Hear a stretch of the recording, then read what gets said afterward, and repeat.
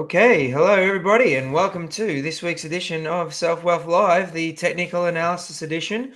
Here with Jason McIntosh to my left. How is everything with yourself today, Jace?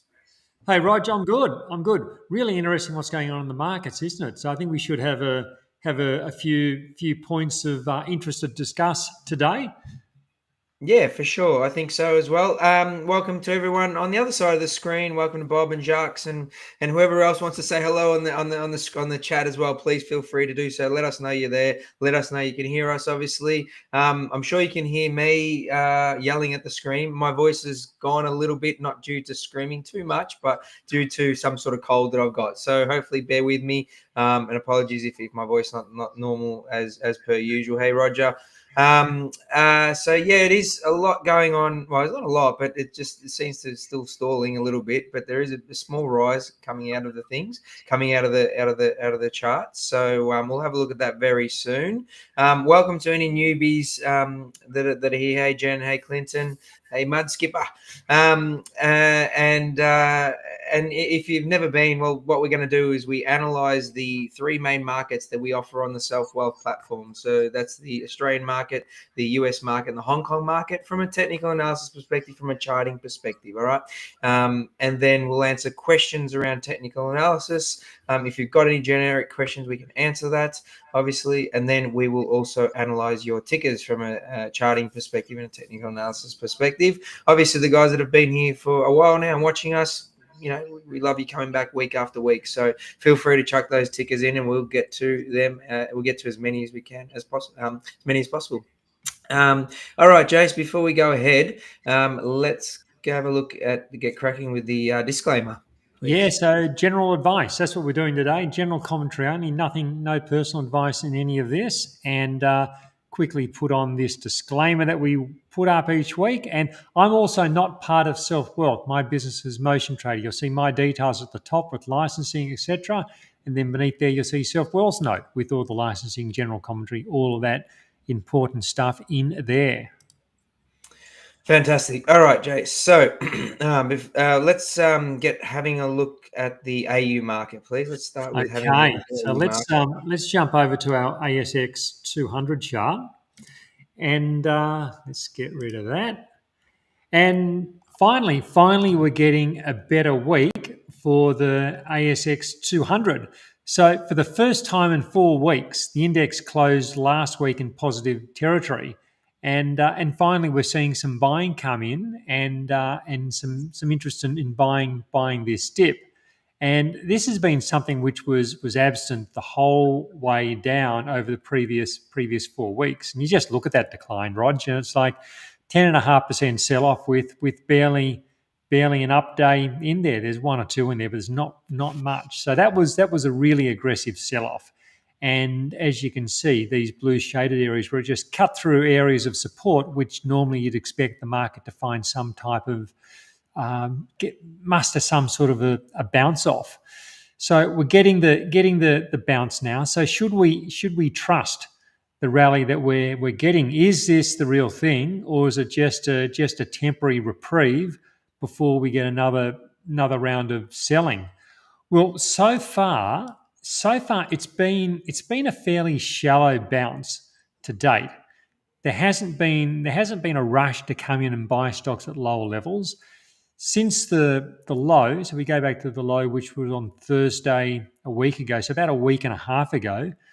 ASX 200's put on about 3.5%. So in normal conditions, you'd say, yeah, 3.5% over a week and a half that's a pretty good week. But when you consider we've had a 10.5% decline, I describe it so far as being a fairly lackluster rebound. And you just compare it to the rally after, come over here to this panic sell-off that we had last August. Just compare the rally out of that. And that was so the ASX fell 8% in 3 days, and then the following 5 days it put on 4.5%. So from that perspective, what we're seeing now, it is as I say, lackluster. So this time around, it's a larger fall with a smaller bounce. Now, that's not to say more buying won't emerge and this can't keep pushing higher and doesn't even accelerate to the upside. That of course, that's always possible. But at this stage, we just haven't seen that enthusiastic buying of the dip. I'd also note that the ASX 200, it's now below declining moving averages, and the price is below those moving averages. So the moving averages are the same I use each week. It's the 50 and 100-day moving averages. So I do think that we need to be on guard for a structural shift. And that's a situation where instead of the dips being bought along rising moving averages, you get a situation where the rallies are being sold below declining moving averages. So that shift hasn't occurred yet. Yes, we've got the declining moving averages, but we haven't moved into an ongoing environment where the rallies are being sold. We really need to see how this rally plays out over the next period ahead. Let me show you the indicator that we used last week, which has turned out to be quite helpful. So this is an indicator which shows how far the market is below the 50-day moving average. And let me just select there, and you can see the indicator comes on below. So we've got a horizontal line through the middle. So when the indicator's above this red line, it's showing you the percentage the market is above the moving average, and when it's to the south of that line, it's showing you how far below the 50-day moving average the market is. So last week or week and a half ago, we got down to about 6% below the moving average. So the market price, the ASX 200 price, was 6% below the 50-day moving average. Now, let me just run a marker along there so we can get a reference point on this. And just a quick recap on this. Last week we spoke about how when the market gets to about 6% beneath the 50-day moving average, when that happens, there's a tendency for the market to rebound, and you can see that. You can see that when you run your eye across here. Of course, there are overshoots. That's a COVID decline. Nothing's perfect, but in general, we see that there's a tendency for the market to bounce from this when it gets so stretched, when it reaches an extreme of being 6% below a moving average. That's where we tend to see these bounces. And once again, the index has in fact rallied from around this 6% level. So the concern I have at the moment is that, yes, we're bouncing. That's good. This is what we were looking for. We were looking for that bounce, and it was a case of what does the bounce look like? And so far, the bounce looks, as we've discussed, it's not a whole lot of momentum to it. So the concern I have is that this may still take longer to play out. And I'll show you what I mean by that. I'll show you like an example of like how this, not that it's going to look like this, but just examples. Like, it's always good to look back through time and see how things play out. It gives you ideas of the sort of price action that can develop.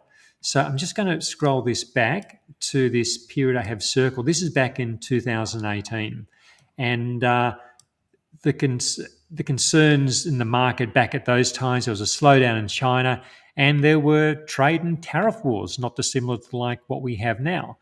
That's just coincidental, but nonetheless, it's what we see in markets is normally stuff we've seen before. The price action can vary, but it's the same old issues seem to reoccur time and time again.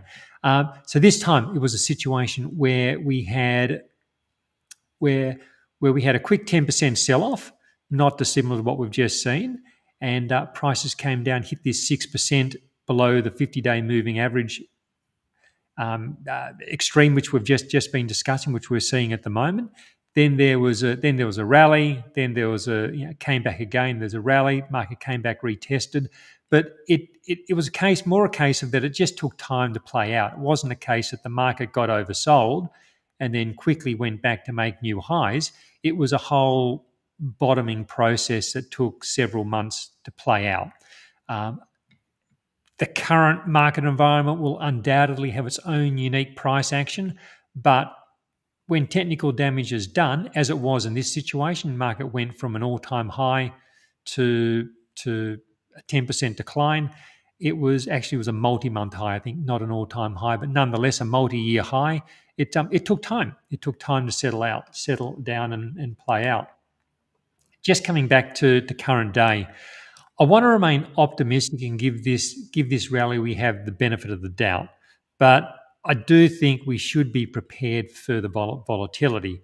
So then that raises a question: well, like, how do you play this? How do you remain optimistic whilst being prepared for volatility? I don't think this changes the game plan we discussed last week, and that was all about avoiding panic and sticking to a good plan. And it's a good plan that helps you prepare for various eventualities. I've been using this latest rally. I've used it to sell a few stocks that had hit their exits on the way down that I wasn't able to exit because there was panic in the market. And I was trying to avoid the panic. So I'm exiting a few stocks on the way up. But I'm generally still long stocks, holding a bit more cash. That's part of managing volatility, holding a bit of extra cash, and also using those wide trailing stops to hopefully see off any further volatility. So should this take time to play out and just be messy, hopefully those wide trailing stops can help see that off. On the buying front, I haven't been in a hurry to do a lot of buying. Like when the market's below declining moving averages, it's not the sort of dip that I rush in to buy. But I have bought a handful of stocks which have been breaking higher despite this volatility we're seeing in the market. I think it's too early to say whether a large decline is getting underway or whether the worst is in fact over. And maybe it is that case of just several months of just messiness before maybe an eventual move higher. It's just too early to say. Like, I know people want certainty. They want to know what's going to happen. Is the worst over? Are we off to new highs? Is a bear market starting? But the answer to all of those things is we just don't know. We had the potential for a structural change occurring in this market, with the market now below these moving averages. But let's see how this rally plays out. If it were to quickly get back above the moving averages, it disengages the sell cycle, and we then potentially start to see that stability come in sooner. But if prices stall below the averages and start moving lower, well, then that, it changes the situation again. So I don't want to rush to 100% cash in case the worst doesn't happen. As I said, I think it's a case of just staying cautiously calm and sticking to a plan whilst we see whether we're moving into a new type of structure to the market, or whether instead we get back above the averages, and maybe that upward trend does re-engage. Yeah, it's good to have that perspective once again from a historical example. A question for you though, Jason, is you said you've still bought some stocks on the way down, but not bought as many as what you probably would have had it have been, in a different environment. How are you distinguishing which ones are the few that you're buying versus the ones that you're not? Well, there's stocks which are breaking higher. So when I say buying stocks on the way down, I'm talking about the market generally selling off, but stocks which are doing the opposite. Not all stocks are selling off. Some stocks are hitting new highs. So it's what comes up in the motion trader signals. So motion traders looking for, I'm scanning every day, looking for stocks which are above rising moving averages and breaking to a new 70-day high. I'm using 70 days as one of my entry triggers. So yeah, we've had a 4-week fall, but there are stocks which are hitting a 70-day high. So that's to show this isn't a broad-based sell everything market. There's plenty of weakness and plenty of stocks which have had quite a bit of weakness, but it's not in the entire market. Like, I've still got stocks in my portfolio which are up several 100%. So it's not a case of quick, we've got to sell everything. I want to sell all my good stocks. I just want to go to cash. If things are working, even if they're pulling back a bit, I want to give them every chance to continue working. If I sold off every time there was some unpleasantness in the market, it's like I'd always be selling my portfolio out, and I'd probably be in cash for 2/3 of the year. It's so the market doesn't make it easy for us. That's why we have that structured plan. So it's not a case of guessing and gut feel and well, I think the market's going to do this or that. It's like just try and follow that plan as best you can, and I'm a bit conservative with some of the buy signals I get at the moment. I might just buy half or three quarters of a position because we do have that broader instability in the market. When we've got the market in an overall rising uptrend, it's in a bull market. You want to be bullish. You want to be buying stocks and long stocks when we have bullish conditions and we have a market which is above rising moving averages. That's when the odds favour. Get long, buy stuff. But when we get this time where markets are below moving averages, which are declining, it just says be a bit more cautious. Like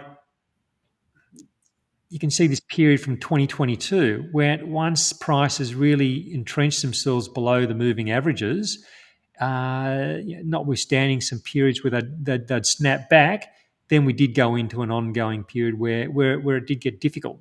So that's what we try to. If we've got that structured plan, we're going to be doing less buying when we're below moving averages because less stocks will be triggering entries.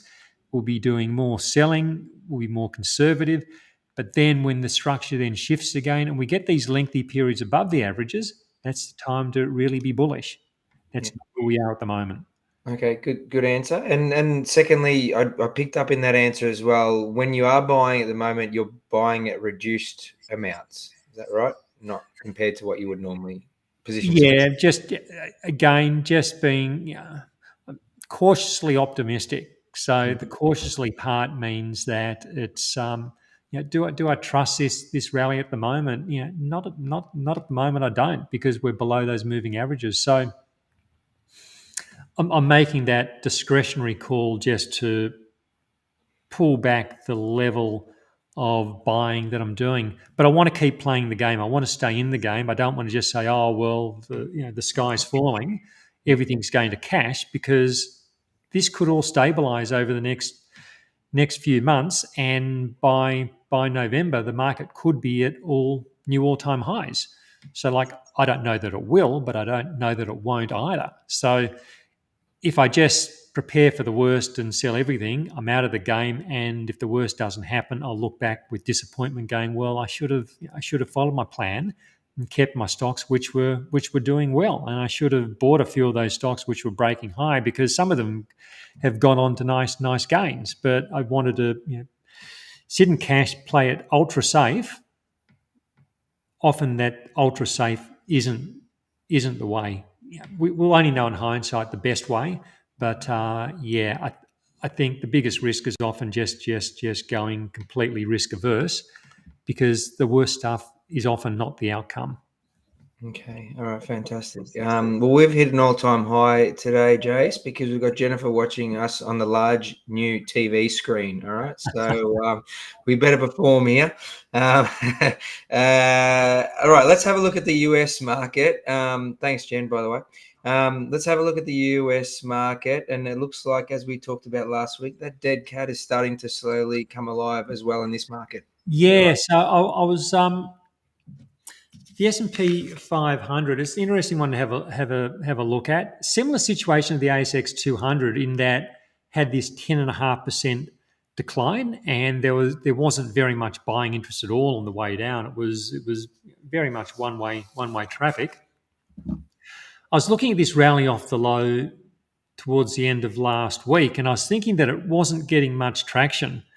And I thought, maybe we're going to see a retest of this low before we get a larger bounce. But yesterday's strong up day, so that's Monday in the US. Monday's strong up day in the US. It does show that there is some more enthusiastic buying interest starting to emerge, and much of this rally can be attributed to the that group of Magnificent Seven. And we can have a look at an ETF which tracks this group of stocks. And you can see that's essentially the bounce we've seen in the S&P 500, and this often happens. Prices get stretched below a moving average, just like when they get stretched above the moving averages. We've seen this happen several times. It gets stretched above the averages or get stretched below the averages, and ultimately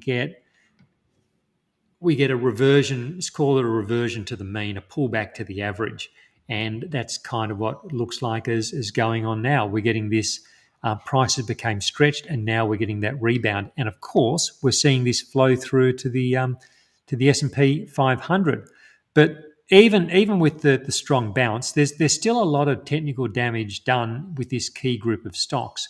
And what concerns me is that the potential for that structural shift we're talking about with the ASX 200 does exist, whereas where we have where it's a case of previously it was a case we had these we had rising moving averages, we had these pullbacks to the averages, but the dips were being bought, and that's what happens in an uptrend. The dips back to the averages are bought. That's a positive price structure. Whereas what we have now, the potential exists for the rallies to start getting sold below moving averages, which are declining. So that's yeah. I think it's too early to say whether that's going to happen, but that's certainly the risk that we start getting rallies back to the averages, the rallies stall, and the rallies get sold. That's always the risk when you start getting time below declining moving averages. Bringing it back to the S&P 500, yeah, again, it's that situation where there's been plenty of technical damage done over the last few weeks. I think that a quick return to new all-time highs, I think that's now a lower probability scenario. I think the more likely possibility is that there's now we go through a multi-month period of messy price action where it just gets harder. And this is where prices could rally and then they come back again. Maybe it could be part of a big ongoing range. That's one scenario. There's all sorts of ways this could play out. My focus here is on protecting capital whilst we're below the moving averages. It's about protecting capital. And for me, that means holding a bit more cash, knowing where my exits are. So getting rid of stocks as best I can when they're coming back and hitting exit stops, just trying to keep my keep the red in the portfolio to a minimum by clearing the losing stocks out. But I also don't want to get overly bearish after we've had a large sell-off, because that's the natural way for a lot of people. Their inclination will be to get, look, we've had this big sell-off, I'm going to get bearish. And you see that in the sentiment reports where you see market sentiment is at multi-year lows currently. And you look back through the history of some of these reports, and it is at extreme levels of negativity. So I don't want to get ultra bearish after a big fall when everyone else is getting negative. We kind of spoke about a bit about that, how I'm handling that in the ASX section.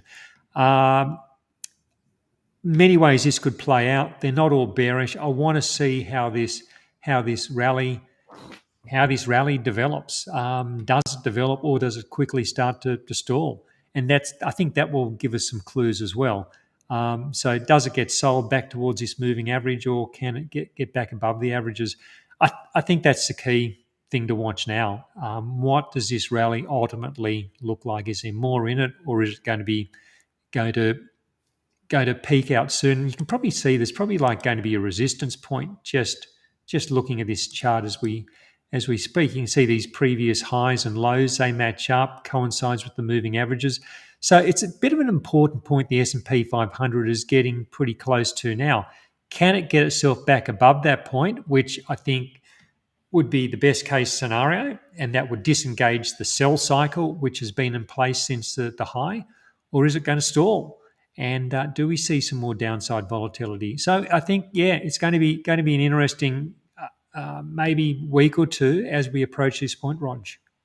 Well, it's great having a look at this week on week and just being prepared this way, right? So, all right. So while the AU and the US is starting to pop up a little bit, the Hong Kong's come down a little bit. Let's have a look at that one.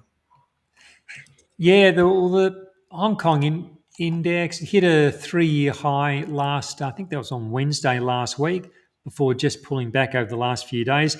And I think it's encouraging that we're seeing strength in a number of markets outside the US. We've spoken about this last week through parts of Asia, a lot of Europe, parts of South America, like in those emerging markets. There are areas that are doing quite well, hitting new highs. So as we've discussed previously, this currently isn't a global sell-off.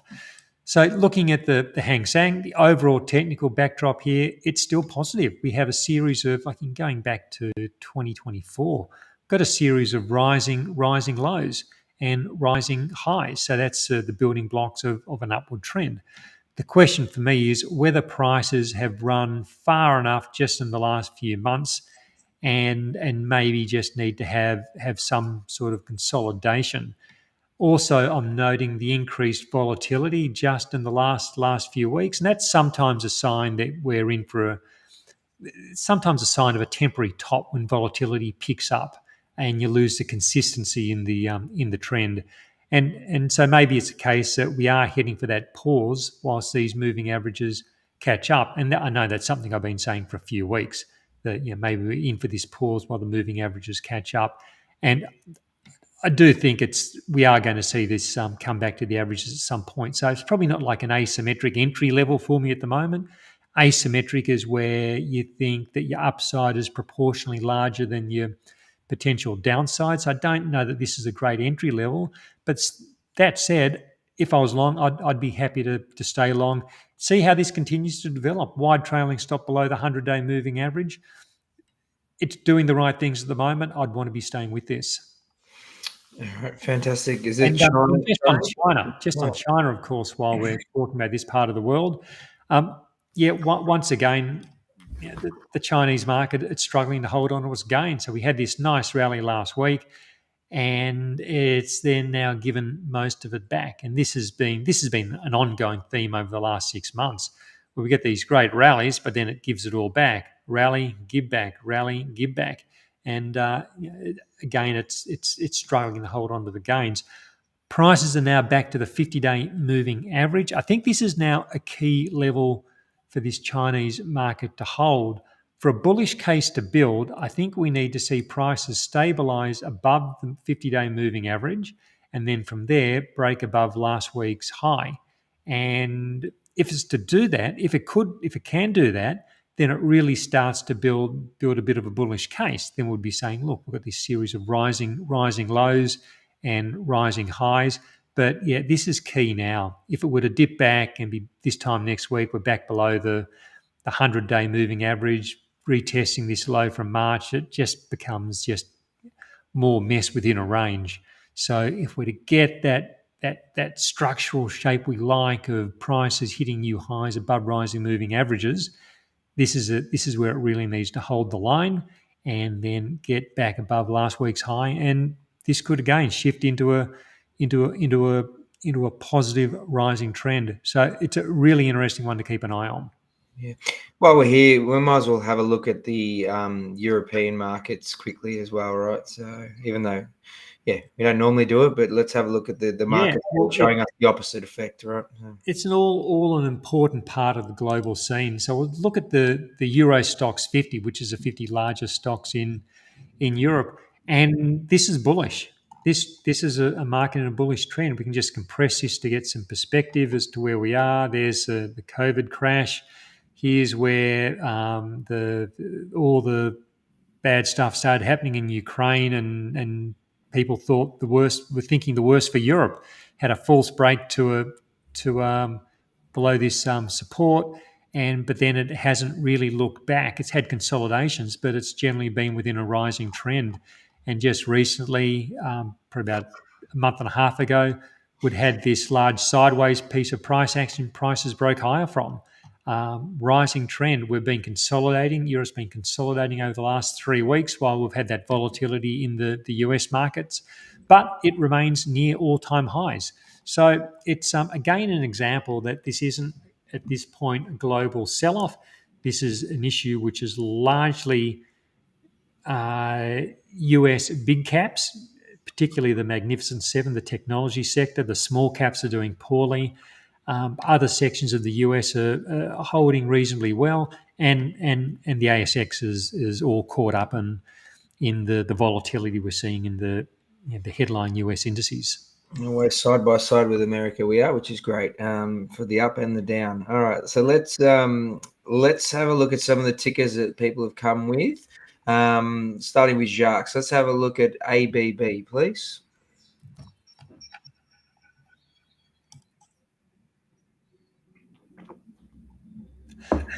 So it's been holding in quite well considering the volatility that we've had in the overall market.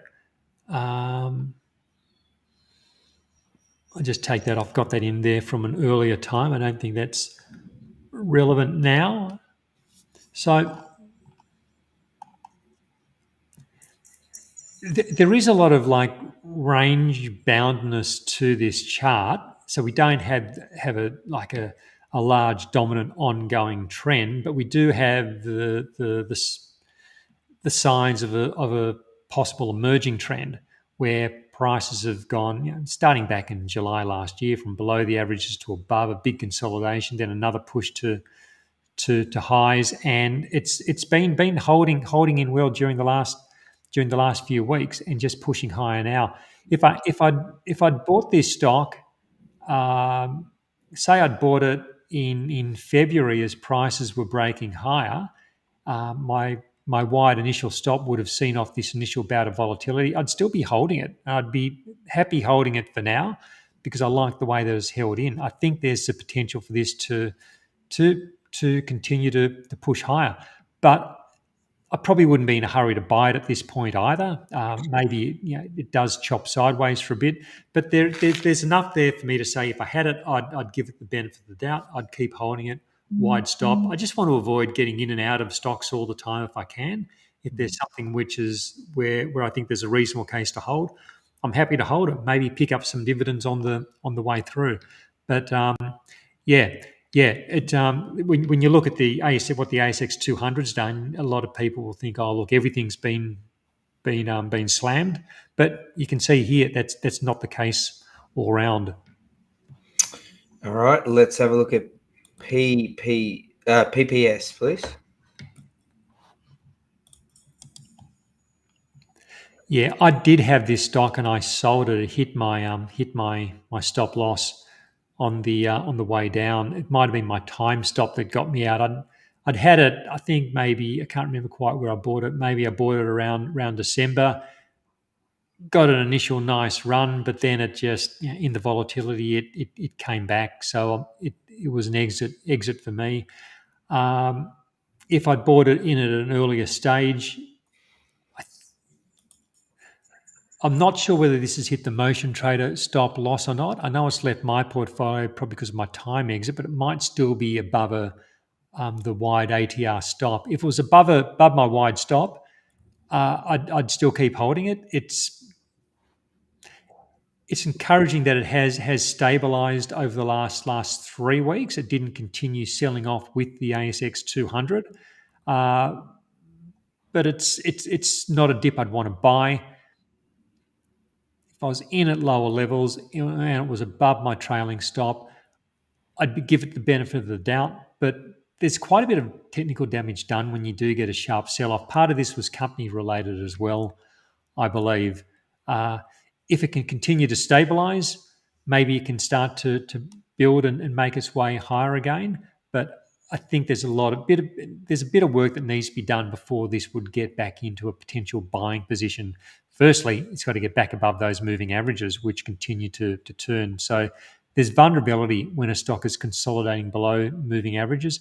Vulnerability doesn't mean a stock is going to break lower, but that becomes a risk. So it's a situation to monitor carefully. It really does need to make its way back above the moving averages I think, to disengage the sell cycle and then start to increase the odds that a base is being built and that higher levels could eventuate. Very good. All right, Bob has asked for an NAN. NAN. And here's an example of a stock doing its own thing. If I had this, I'd continue holding it. There's no reason for me to say, look, this. If I had this one, I'd want to be selling. It's going up against the grain of a market which has been pulling back. So that's relative strength, and it's outright strength as well as relative strength, because it's not just outperforming the market by falling less; it's actually rising. So if this were in my portfolio, I'd continue to let this trend unfold. Wide trailing stop, see where it goes. ultimately, I think for it to really extend and become a much larger trend, it probably does need the ASX to stabilise and not enter a bearish phase. And this is what we don't know at the moment. We don't know whether how the ASX is going to set up. So there's things to watch with the ASX as we've discussed. But if the stabilisation scenario plays out in the ASX, well, then there's every reason a stock like this could continue higher. Okay, fantastic. The next one along is from Macoose, NGI, please.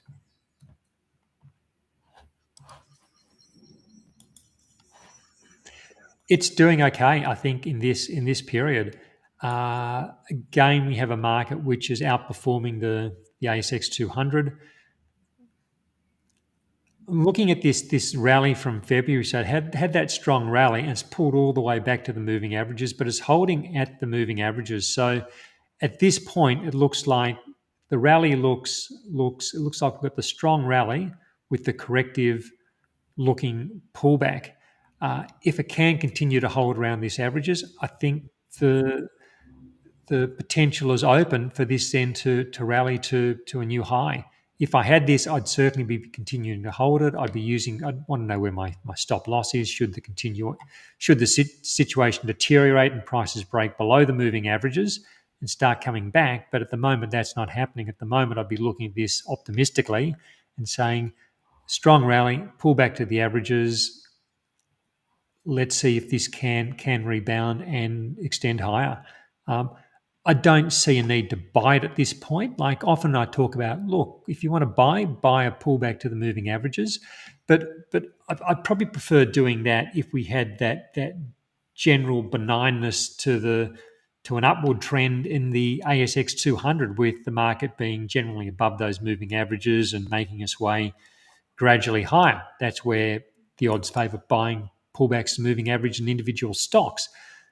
But at the moment, we've got the ASX 200 in this situation where we don't quite know how the next dominant trend is going to develop. So if I was looking to buy this one, I'd probably now want to be buying a break at least above the March high, maybe above the February high, if I was interested in getting this on board. But if I owned it, happy holding it. Okay. Next one from is PTL.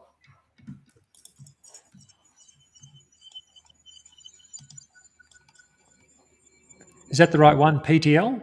PTL, yep. Yeah, look, I can't do much with this Oh, one. sorry. No, it's not. Sorry, PLT. But you know what? That's funny because I have that stock in my portfolio and it's terrible. So take it out. It's yeah, it's PLT. all we can say there, it's the downtrend and we're below the moving averages. So, and we just want to try to avoid getting these in the first place by having the exit strategies.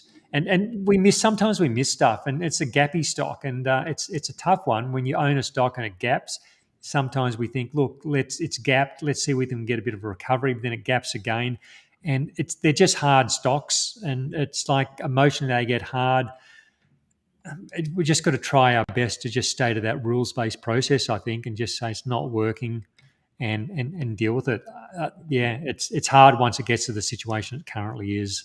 Needless to say, that was one of those stocks that I purchased well before we started these shows, Jace, and it's in my hold and hope portfolio now. So, yeah. And they're good reminders. Sometimes a stock like that is a reminder when a situation like that when a similar situation starts to occur, it can be a reminder to say, hey, I can't have that happen again.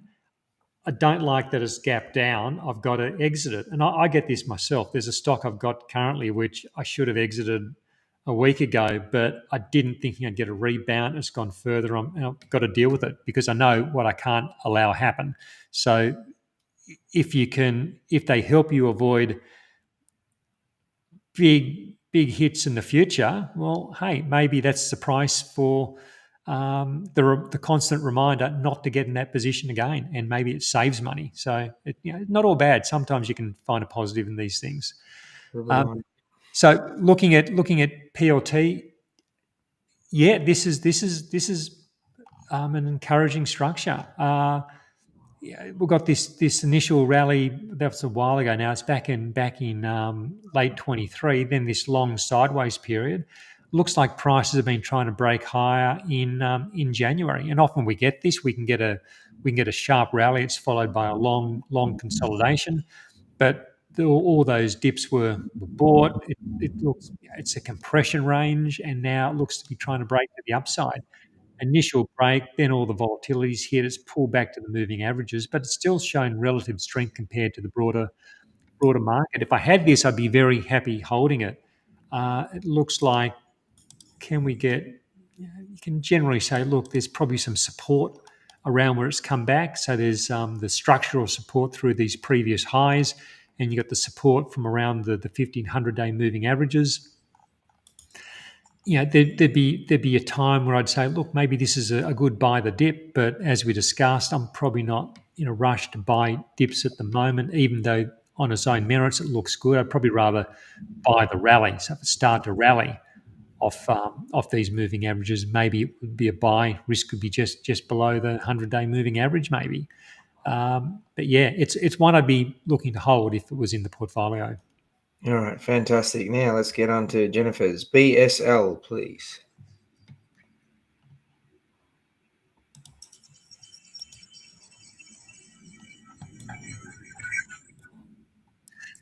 Well,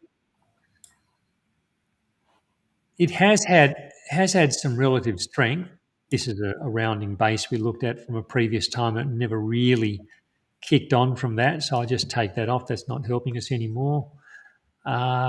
This support resistance zone, yeah, still has a bit of merit. So we can leave that there. So it's a bit like PLT in that it's sort of like that last stock we looked at, where it's like it's broken. Looks like it's tried to break higher, so it's broken above this resistance point, but then it's come back with this broader market volatility. It's back in the moving averages, Sorry. back on support. Not a dip I want to buy for reasons already discussed. But if I had it, I'd keep holding it. I'd know where my stop is. Most traders got a calculated stop loss for this. I'd be using that or my 60-day time exit, whichever comes first, and see if it can rally off this. This is probably the sort of stock which is going to require the ASX generally to be at least stable, not in decline. But if it can hold this support, maybe it can re-engage with that momentum that it started to show through the earlier part of the year. For now, yeah, if I had it, it would be a hold. But as always, know where the exit is. All right, next one is MAF, MAF.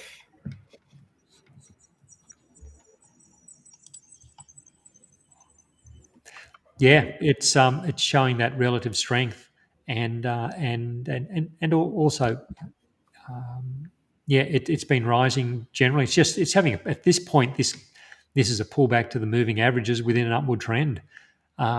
This is a stock. If I was holding it, I'd continue holding it.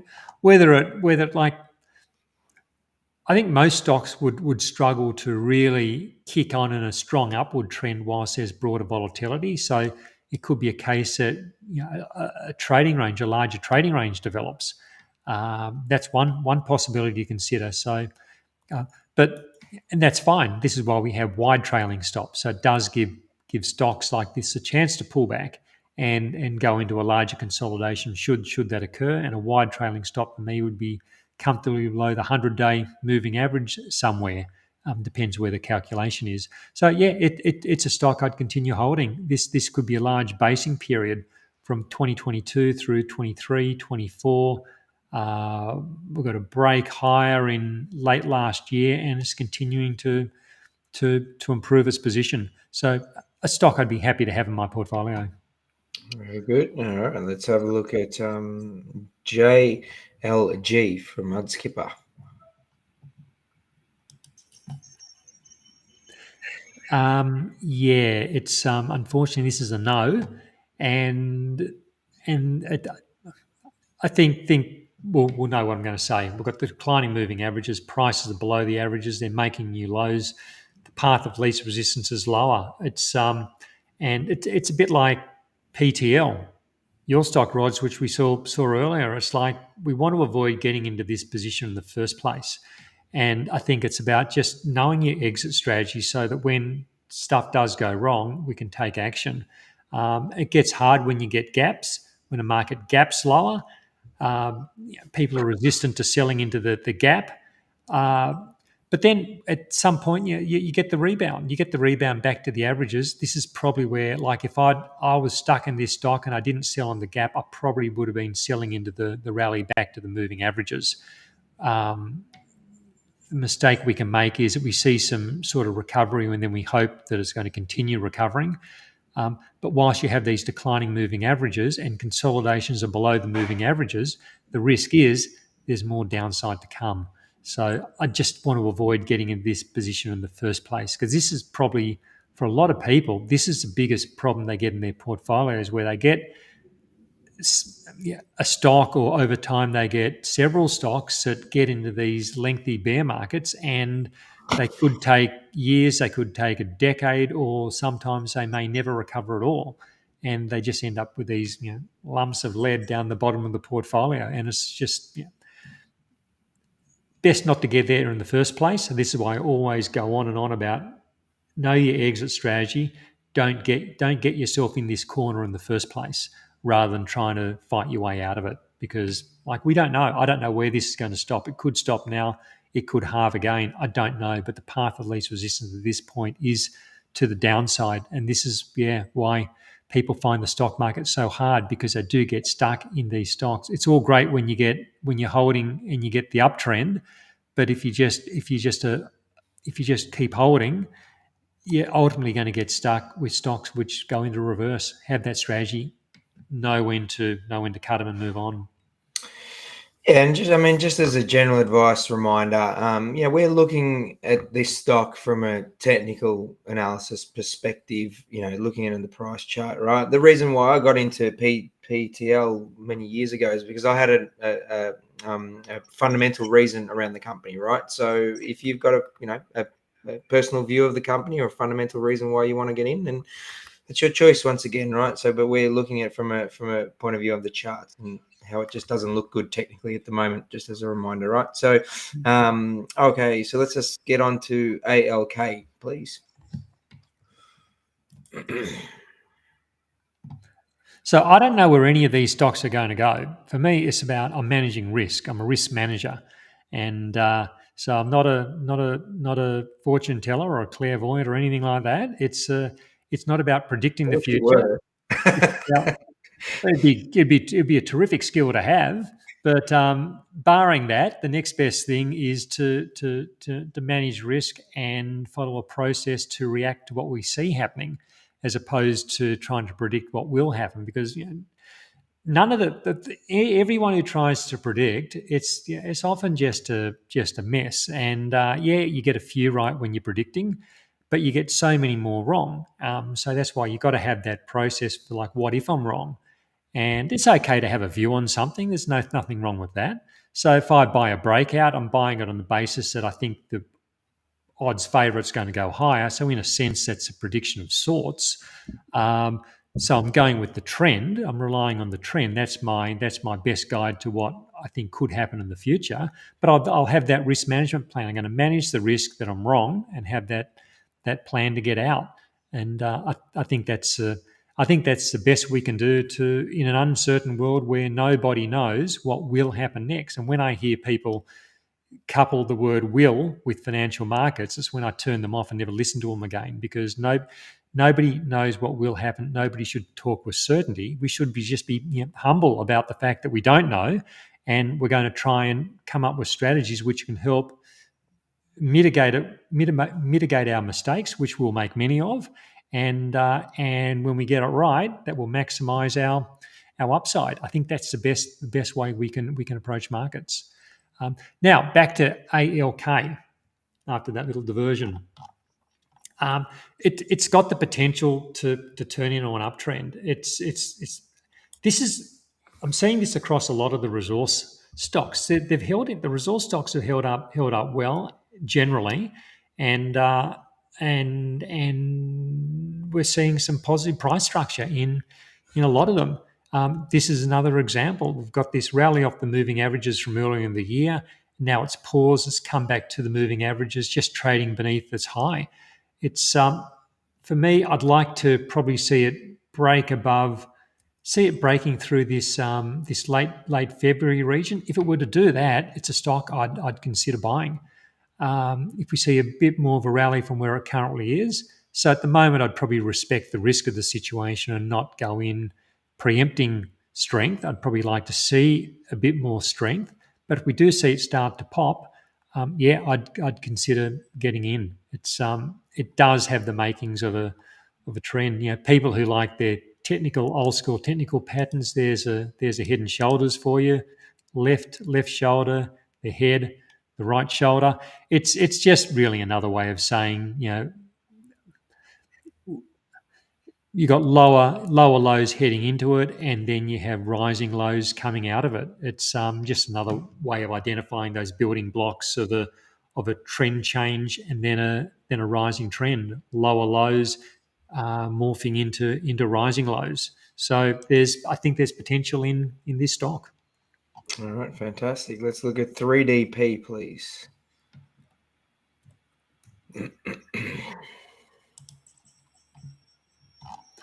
Yeah, interesting. Strong rally, consolidation into rising moving averages. Looks to be getting some momentum out of it. If I had it, I'd definitely be happy holding it. It's one of the few stocks probably to consider. I'd consider buying at the moment. Like you can see this triangular type of range, which it seems to be kind of breaking out from now. So it's a compression, sideways compression, rallying off the moving averages, seems to be breaking. I would probably, if I was thinking of getting this one, I'd probably say maybe I'd say if it can make one more new high, see if it can break above. So that's today's price action, and it's made a high and it's pulling back. So let's say it doesn't make another high today, and it closes maybe sometime somewhere where it is now. Like, I just want to make sure that we don't want to like come in and then find that it's like it was in February, where it tries to rally and the rally sold. So it's tried to rally. Is the rally going to be sold and is going to come back into its range? Spend some more time. So in terms of buying, I might think, look, let's see if it can just maybe tomorrow break to a new high again. So that would show be a sign to me that the buyers are starting to overwhelm the sellers, and maybe this is going to have another run to the upside. So it's where I like it's a situation where I think the risk and reward work in favour of buying it. Yeah, one to consider. It'd be an interesting one maybe to come back and have a look at, see whether this develops into a trend. It's got the potential to move higher from here. Low price stock as well. So I don't know what they do, but there seems to certainly be that interest in accumulating it. All right, yeah, I've got the alert on that, and we might come back to it in coming weeks. Let's have a look at good one, Tristan. Let's have a look at from Sue CPU, please.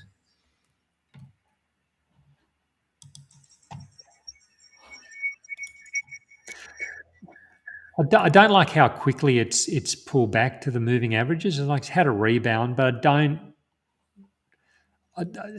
I think that maybe it would be. It has had a big run from the October low. It could be a case that it's consolidation. So if I had this, I'd be happy holding it. So I'll just be clear on that first. Yeah, if I had this, I'd be happy holding it. But I think the extent of this pullback does enough technical damage to suggest that it would probably.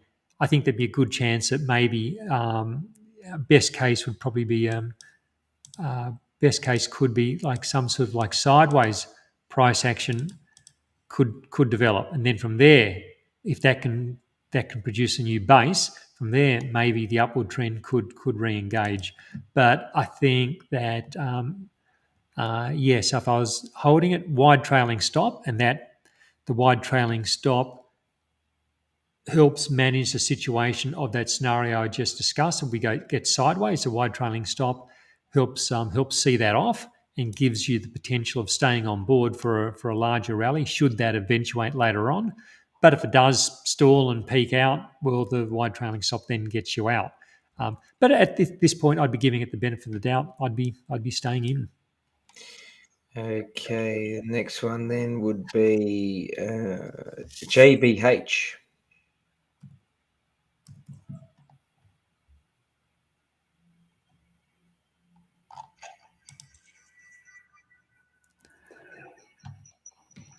Yeah, I'd still be holding it.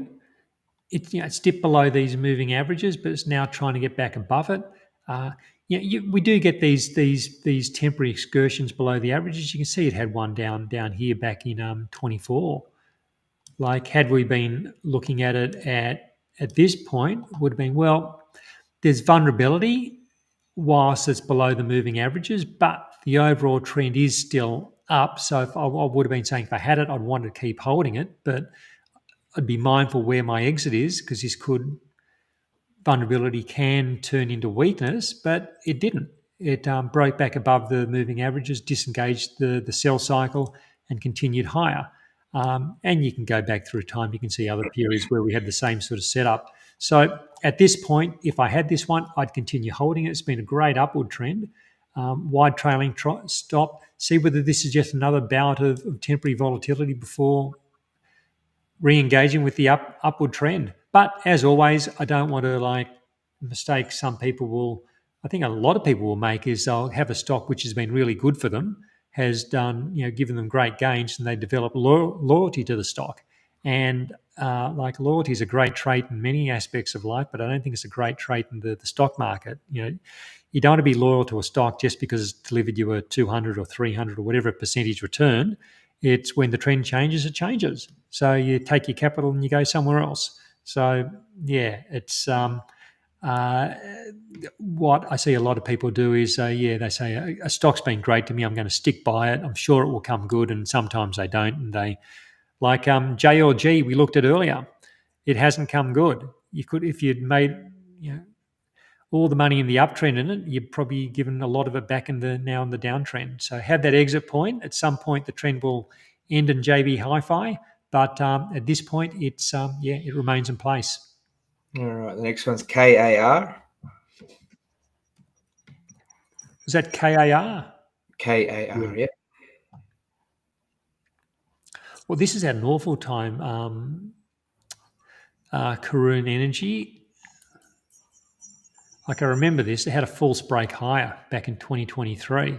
And again, it's like false breaks. False breaks one of the setups I really like to keep an eye on, because if a market breaks higher or lower for that matter, and then doesn't attract the follow through in that direction and instead reverses, often it can lead to a significant move in the opposite direction, as is the case with this stock. But where are we now? So price has now found its way back above the moving averages. The moving averages have crossed. It's interesting because oil prices hasn't really started to get itself moving yet, and remains down near its lows. Yet this is moving. This is going to trigger a buy signal. I think if this closes above its high from last week, if this closes well today, I could well get a buy signal for this stock, making a 70-day high above rising moving averages. It's one to watch. It's particularly if oil can stabilize and start to rally, which it hasn't yet done. There could be a play here, and again, it's resource based. Definitely one to watch, one to consider. There could be a play in this one.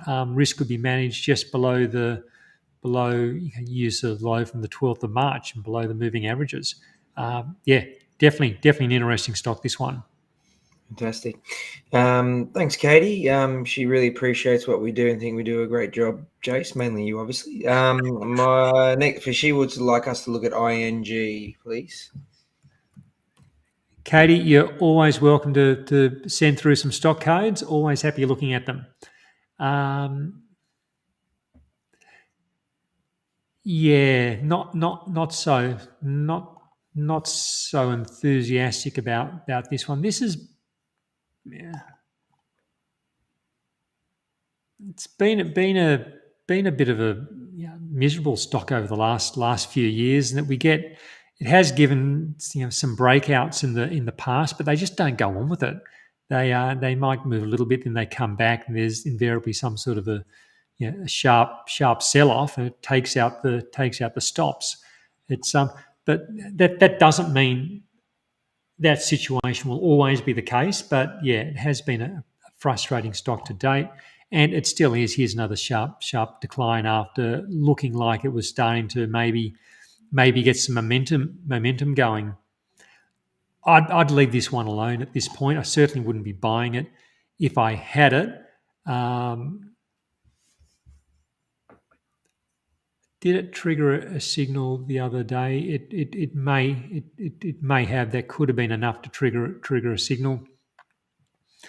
Like, this is a sort of stock I'd probably, if it didn't hit my trailing stop or my initial stop, if I bought it on a breakout which didn't extend, I'd be looking at my time exit probably to get me out.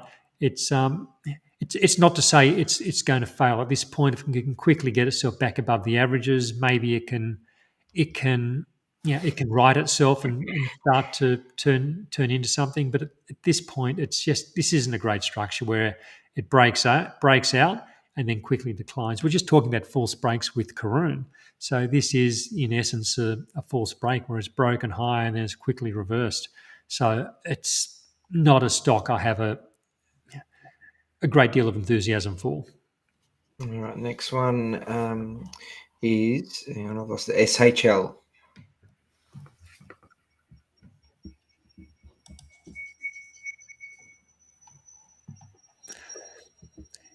A stock that was looking good, but hasn't been able to push on, like had the makings of a stock that was starting to rally off the moving averages. You can see this little series of rising lows, getting up towards a new high, and then has fallen back to the averages and then below. The rally off the low isn't impressive. It's not gaining any traction. It's a muted rally below declining moving averages. I'd be. This is one of those ones I'd be watching carefully with an eye on moving it on.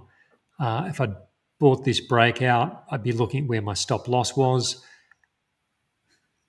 If it hadn't hit my stop loss, I'd be thinking about my time exit, where that is. It just doesn't have that momentum, and technical damage has been done. I think the most likely best case scenario would be that it does stabilize and spend several months trying to base before maybe trying to come back. It's like a V-shaped recovery is possible, but it's probably a low probability scenario. The risk is that, given it hasn't been able to muster much of a rally, there's still supply overhanging the market, and it has another test to the downside. It's not one of the. We've seen stocks today which have showed relative strength in the sell-off, and ones which have been weak. This is on the weak side of the ledger. I want to build my portfolio with a strong stock bias, so I want to try and move on the ones which have relative weakness, and keep the ones with relative strength. And so this is one of those ones I'd be following my game plan, not just going, just shooting from the hip. Follow the game plan, but where the game plan says move it on, I wouldn't be hesitating in moving it on. Okay, just letting you know, we've got about 11 to go, Jace. So this is where we put the foot down a bit. Okay, rapid fire. Rapid fire now. EBR, please.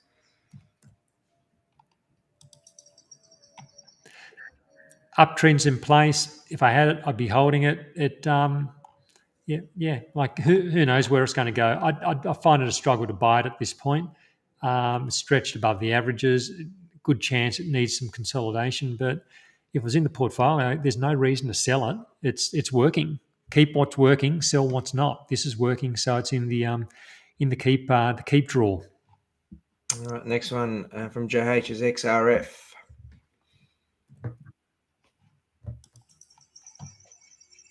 It's holding the moving averages. The upward trend is still in place. Had this accelerative break higher in February, but then just quickly gave all that back. So it just wasn't ready to advance, and then with the volatility we've had in tech stocks generally, it's If I had it, I'd be holding it in normal times, or in more with an index, with the index above rising moving averages. This would be a dip I'd consider buying, but just not at the moment. We've discussed that sort of thing already. But if I had it, I'd be happy holding it. If it starts to rally off the averages, could consider buying it. Okay, next one's BGA.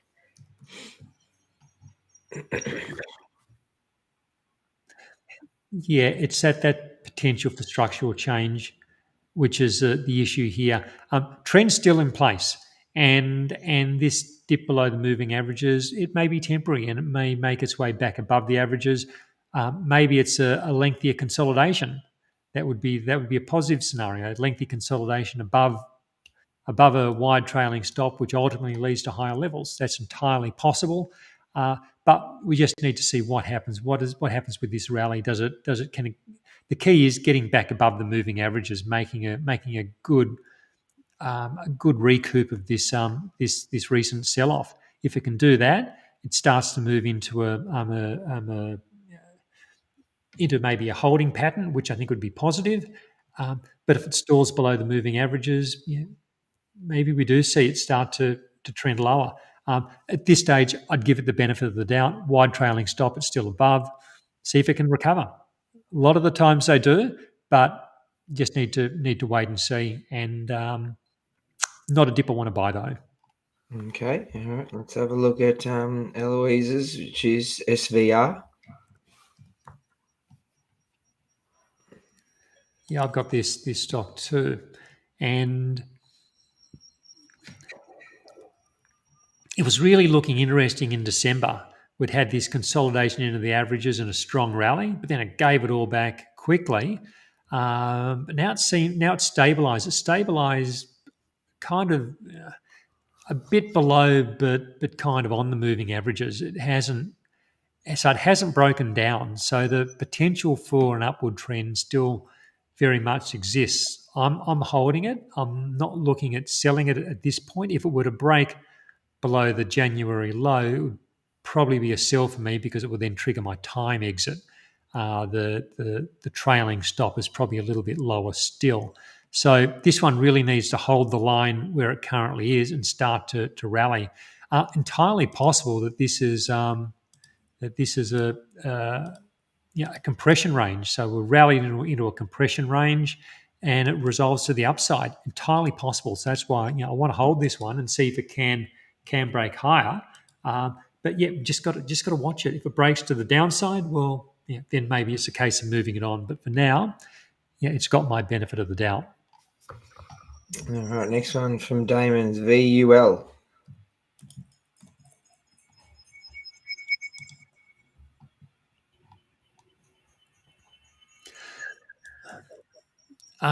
Well, I think this would have been a motion trader exit a while back. I think this sell-off would have been a little bit too steep, so I wouldn't be in this one.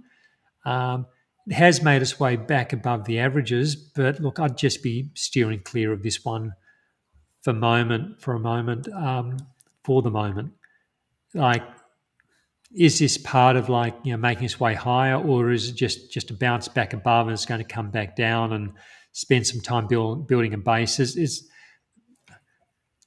not a play for me at the moment. Yeah, for people who really like this stock, there'll be people who do like it for some reason. I guess where's the low? The low is 25% away. We've got the rally. If it pulls back and holds on to most of this gain, maybe just comes back to around the 100-day moving averages and starts chopping, there's always that possibility of buying the dip and having a stop below the March low.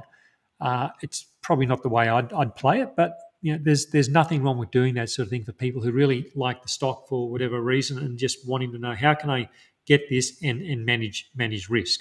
So there are ways to do that. But for now, I'd just be watching and see whether it actually can stabilise here. Maybe it turns into something later on. Okay, the next ticker along is KOV. and I've got some of this. I've had it for a long time. So uptrend still in place. We've talked about how stocks can have these temporary excursions below the averages, as KOV's had before. You can see these previous times where it came below the average. So coming below the averages isn't a breakdown as such. It creates a point of vulnerability, but vulnerability often doesn't lead to lower levels. Something to be aware of. So could it be another period like we had in 2022? Where it just really just went oscillated either side of the averages, went sideways, and then ultimately broke higher. That could happen again. This could be another trading range, or it could break down and turn into something larger. So I've got the wide trailing stop if it for the latter, if it turns into something, breaks down, turns into something larger. But if it's something more benign where it just tracks sideways for a while, keeps paying dividends, and then come the end of the year or next year it breaks higher again, well, the wide trailing stop can keep me in. So that's how I manage that situation. I don't know which way it's going to go, but I can have an each way bet with that wide trailing stop. If it breaks down, I can get out. If it goes sideways and breaks higher, I stay in. And that's what I'm doing at the moment. All right. SPZ.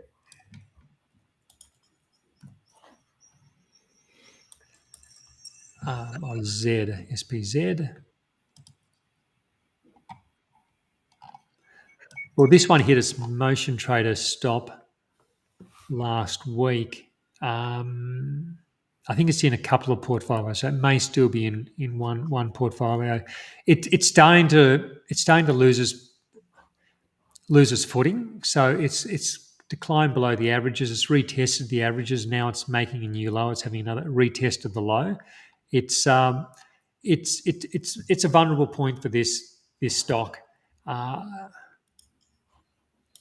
If I had this, I'd want to know where my exit point is.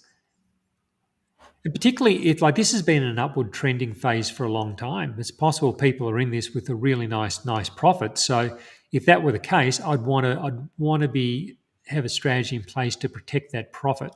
The worst case for me would be to be in at a great level and then ride it all the way back down, which I've seen happen so many times before. And that's not to say SPZ is going to go all the way down. It may not do that.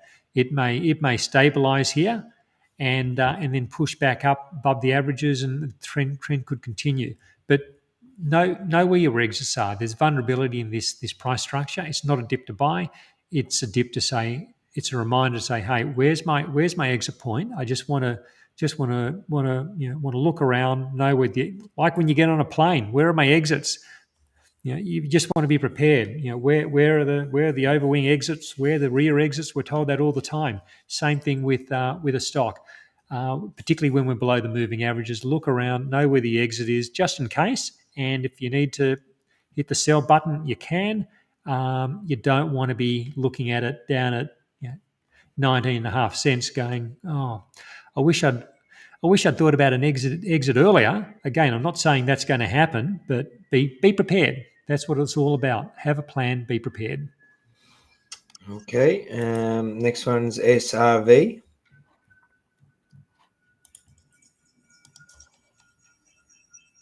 Trend still in place, rallying off the moving averages. For me, this is a hold. Wide trailing stop. See where this trend goes. There's nothing here that tells me I'd want to be getting out if I had this stock. All right, last one. Last few then is A1M.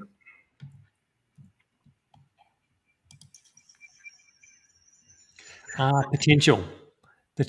It's I like this rally in February, and again, it's resource orientated. So strong rally in February. It's been going sideways since. Got the rising moving averages. I'd probably like to see it break these highs from March and late February. That's around 42.5 cents. So maybe a rally up to 43.5 would say, okay, this is worth a go. Buy the breakout, stop below maybe the March low, below the 100-day moving average. See if you can get some momentum. Certainly some potential here. If I had it already, I'd be holding it with my wide stop. But this is one of those ones where I'd consider an entry on a breakout. Okay. ASL.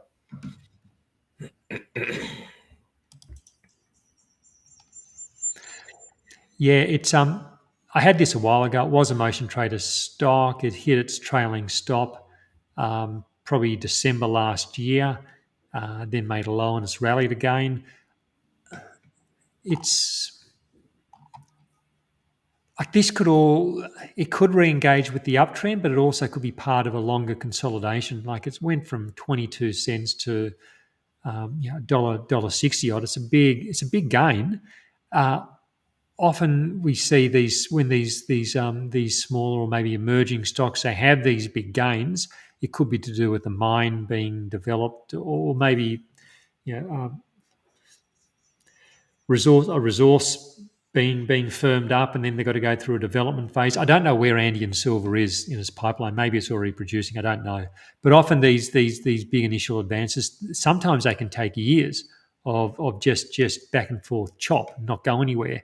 I don't know what's going to happen with this one, of course, but I'd be wary of maybe this is just it's fallen and now it's like it's bounced, come down again, bounce, come down again, bounce, and just oscillates and doesn't do much.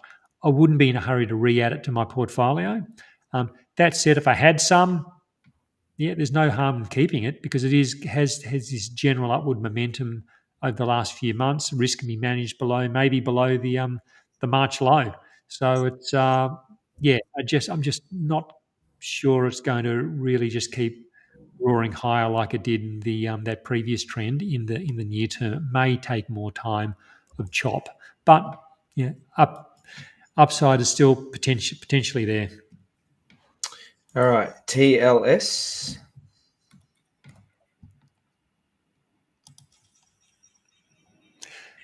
Interesting, isn't it? Telstra. It's really holding the line. It's holding above this support we've drawn in on a previous occasion. If I was holding Telstra, I'd keep holding it. It's weathered the market volatility well. Maybe because it's a defensive stock, it's got a dividend there. I don't know, but at this point, it's holding well. When we step back and we look at the broader picture, there's not really an upward trend in place. It really hasn't had a great deal of momentum for some time, but it's not to say that it couldn't start an upward trend from current levels. If I had it, there's no problem for me with holding a stock like this, particularly while it's above support, while it's above the moving averages. If it started to break down and start to go through the February low, well, then maybe it's a case then it's coming back within this big messy range and there's nothing exciting happening for some time. But whilst it's above this support and there is some general upward momentum there, I'd be happy holding, see if it can develop into something. All right, fantastic. I think we'll leave it at that, Jace. Okay.